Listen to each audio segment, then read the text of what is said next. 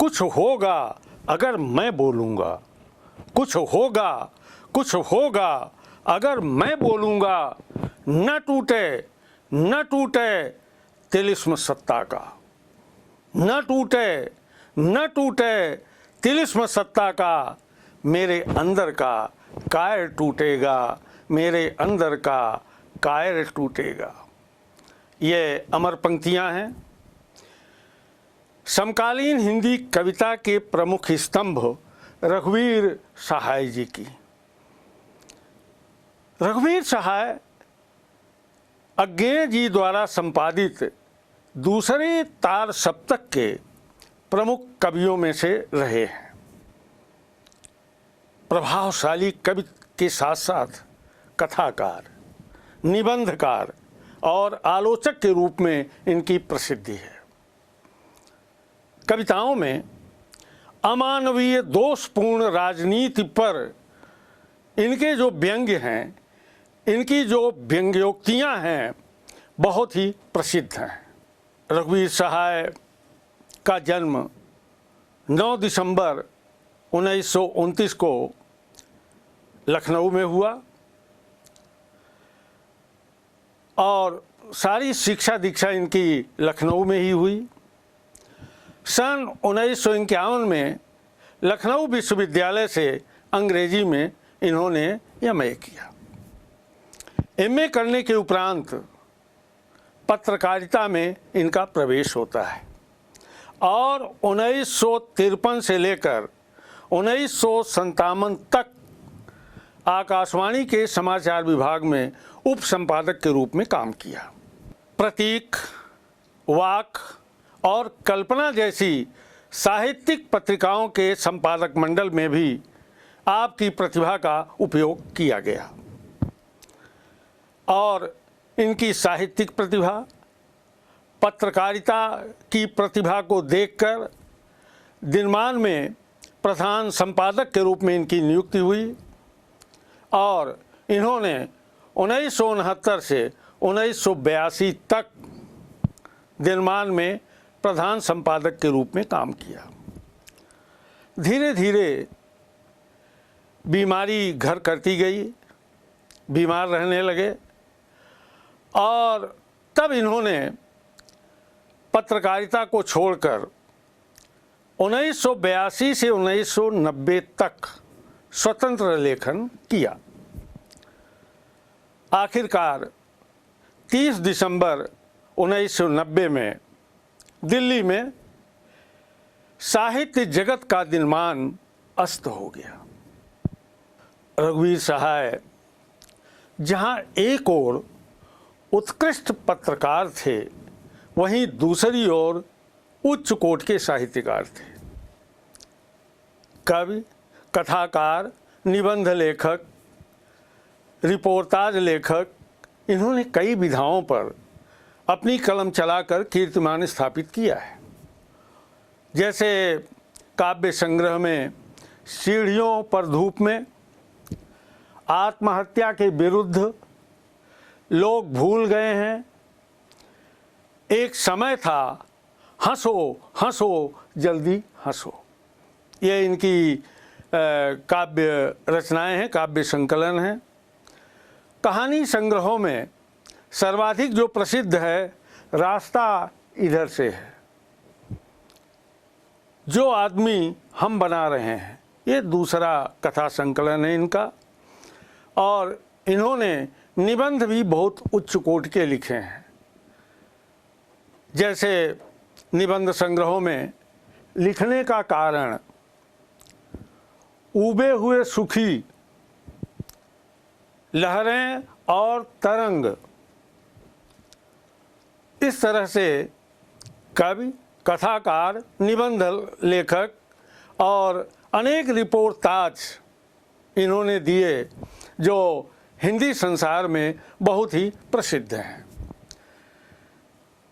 रघुवीर सहाय नई कविता के प्रभावी हस्ताक्षर माने जाते हैं। सर्वाधिक संवेदनशील कवि, आम आदमी की पीड़ा को अपने काव्य का विषय बनाया इन्होंने। गरीब, शोषित, सड़क पर रहने वाले लोग, काम करने वाले लोग, मजदूर, इस तरह के लोगों को अपने काव्य का विषय बनाया इन्होंने और उसी तरह की भाषा का भी प्रयोग किया। यह सड़क, चौराहा, दफ्तर, अखबार, संसद, बस, रेल और बाजार की बेलौस यानी बेमुरब्बत भाषा का प्रयोग इन्होंने अपने साहित्य में किया है। प्रगतिशील संचेतना से संपन्न काव्य जो इनका है, आत्मपरक अनुभवों के स्थान पर जनजीवन के अनुभवों की रचनात्मक अभिव्यक्ति इनके काव्य की सबसे बड़ी विशेषता है। रघुवीर सहाय जी ने मूलतः बातचीत की शैली को अपनाया। इनकी कविता में समाज का यथार्थ चित्रण, अदम्य जिजीविषा का चित्रण, मध्यम वर्गीय जीवन का चित्रण, भ्रष्टाचार का चित्रण, व्यंग्यात्मकता, राजनीतिक एवं सांस्कृतिक चेतना के दर्शन होते हैं। मार्मिक, उजास और व्यंग बुझी खुरदुरी मुस्कान युक्त सजीव भाषा से इनकी जो कविताएं हैं वो समृद्ध हैं, भरी पड़ी हैं। छंदानुशासन के लिहाज से रघुवीर सहाय जी की कविताएं समृद्ध हैं, अनुपम हैं। नई काव्य भाषा का विकास, दो टूक और विवरण प्रधान भाषा सबसे बड़ी विशेषता है, क्योंकि ये अनावश्यक शब्दों के प्रयोग से बचते थे। कैमरे में बंद अपाहिज कविता जो आपके पाठ्यक्रम में है, वह लोग भूल गए हैं काव्य संग्रह से ली गई है। इस रचना में असंवेदनशील मीडिया कर्मियों के व्यवहार को दर्शाया गया है, जो अपाहिज व्यक्तियों की असमर्थता और दीनता का व्यावसायिक लाभ उठाते हैं। उन्हें दूरदर्शन पर कैमरे के सामने प्रस्तुत कर उनके प्रति संवेदनशीलता नहीं वरन करुण हास्य को जन्म देते हैं, उनकी भावनाओं का मजाक उड़ाते हैं। वे अपने संवाद और क्रियाकलापों से अपाहिज की पीड़ा को उकसाते हैं, अनेक असंवेदनशील प्रश्नों से उन्हें रुला देते हैं, जिससे दर्शकों पर गहरा और मार्मिक प्रभाव पड़ सके। ये सारा नाटक व्यावसायिक लाभ के लिए किया जाता है। आइए रघुवीर सहाय जी की कमरे में बंद अपाहिज कविता को सुनते हैं। हम दूरदर्शन पर बोलेंगे, हम समर्थ शक्तिवान, हमें दुर्बल को लाएंगे एक बंद कमरे में, उससे पूछेंगे तो आप क्या अपाहिज हैं? तो आप अपाहिज, तो आप क्यों अपाहिज हैं? आपका अपाहिजपन तो दुख देता होगा, देता है। कैमरा दिखाओ इसे बड़ा बड़ा। हाँ तो बताइए आपका दुख क्या है, जल्दी बताइए, वह दुख बताइए, बता नहीं पाएगा। कवि रघुवीर सहाय मीडिया पत्रकारों की, जो कि स्वयं को बहुत शक्तिशाली समझते हैं, उनकी मानसिकता का चित्रांकन किया है। एक अपाहिज को दूरदर्शन कक्ष या बंद कमरे में ले जाकर उससे ही उसके अपाहिज होने की पुष्टि करते हैं कि तुम ही बताओ। पुष्टि स्वरूप अनेक प्रकार के प्रश्नों की बौछार करते हैं। अगर आप अपाहिज हैं तो क्यों अपाहिज हैं? आप अपना दुख बताइए। आपका अपाहिजपन तो आपको दुखी करता होगा। इस तरह से प्रश्न करेंगे, ऐसे सवाल पूछेंगे कि उस बेचारे के पास रोने के अतिरिक्त कोई चारा बचता नहीं है। अपने टेक्नीशियन को बड़ा बड़ा दिखाने की बात करते हैं, फिर अपाहिज से सवाल करते हैं, प्रश्न करते हैं, हाँ तो बताइए आपका दुख क्या है, जल्दी बताइए जल्दी बताइए। वह बता नहीं पाएगा। वास्तव में वह दुखी व्यक्ति अपने दुख के बोझ से इतना अधिक दबा होता है कि वह अभिव्यक्ति शून्य हो जाता है, बता नहीं पाता, दुखी हो जाता है और वह फफक पड़ता है, रो पड़ता है, अपनी पीड़ा का बयान वो कर नहीं पाता। अब आइए काव्यांश का दूसरा भाग जो है, इस कविता का दूसरा भाग, उसको हम सुनते हैं। सोचिए, बताइए, आपको अपाहिज होकर कैसा लगता है? कैसा यानी कैसा लगता है? हम खुद इशारे से बताएंगे कि क्या ऐसा। सोचिए, बताइए, थोड़ी कोशिश करिए, यह अवसर खो देंगे। आप जानते हैं, कार्यक्रम को रोचक बनाने के वास्ते हम पूछ पूछ कर उसे रुला देंगे। इंतज़ार करते हैं आप भी, इंतज़ार करते हैं आप भी उसके रो पड़ने का। करते हैं? यह प्रश्न पूछा नहीं जाएगा। इस अंश में भी कवि रघुवीर सहाय ने जो मीडिया पत्रकार हैं, जो मात्र कार्यक्रम को व्यावसायिक रूप से सफल बनाने के लिए, सस्ती लोकप्रियता हासिल करने के लिए, अपने चैनल की प्रसिद्धि के लिए जो है इस तरह के सवाल वो करते हैं। सोचिए, अपाहिज से कहते हैं सोचिए, बताइए आपको अपाहिज होकर कैसा लगता है। अरे कोई अपाहिज ये बता पाएगा क्या कि कैसा लगता है? अपने मन की पीड़ा को, अपने दर्द को वो कैसे बता पाएगा? पर इस तरह से मीडिया पत्रकार जो हैं सवाल करते हैं, प्रश्न करते हैं। सोचिए, बताइए, थोड़ी कोशिश कीजिए, यह अवसर खो देंगे। माने बड़ा सुनहला अवसर है, जैसे उसकी ये सारी पीड़ा दूर कर देंगे।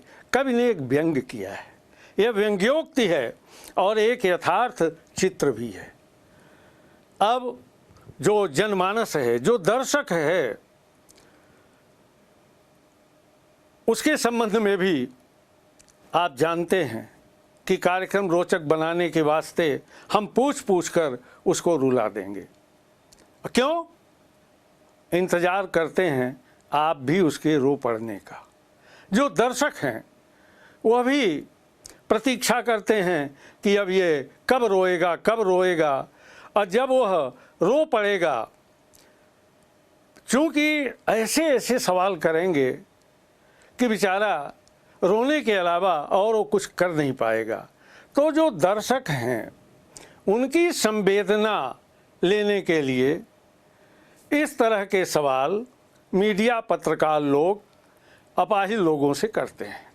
और इसका कवि रघुवीर सहाय जी ने बहुत सटीक चित्रण खींचा है उनकी मानसिकता का, उनके व्यवहार का,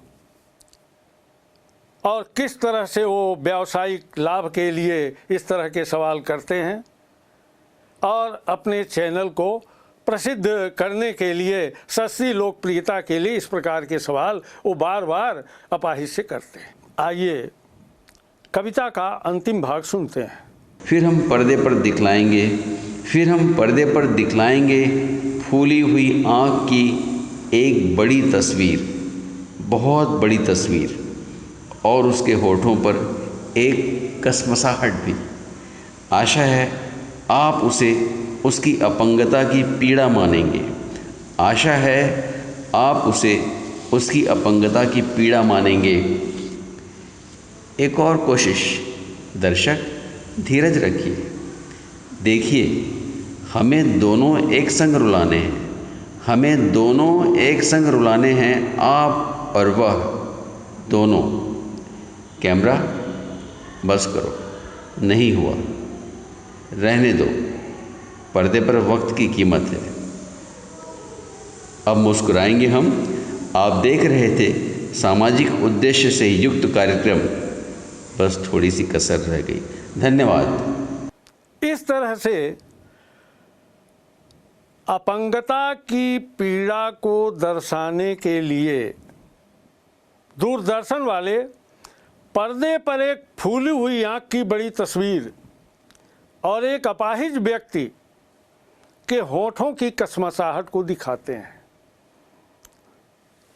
हम पर्दे पर दिखलाएंगे फूली हुई आंख की एक बड़ी तस्वीर, बहुत बड़ी तस्वीर, और होठों पर एक कसमसाहट, दर्द से भरा हुआ चेहरा। आशा है ये दर्शकों से कहा जाता है, आशा है आप उसकी अपंगता की पीड़ा को मान लेंगे। अरे इतनी बड़ी बड़ी आँख और दुख भरा चेहरा, देखिए हमें दोनों को रुलाना है। कितना बड़ा व्यंग है यहाँ पर। कवि रघुवीर सहाय ने बहुत बड़ा व्यंग किया है। हमें दोनों को रुलाना है सस्ती लोकप्रियता के लिए।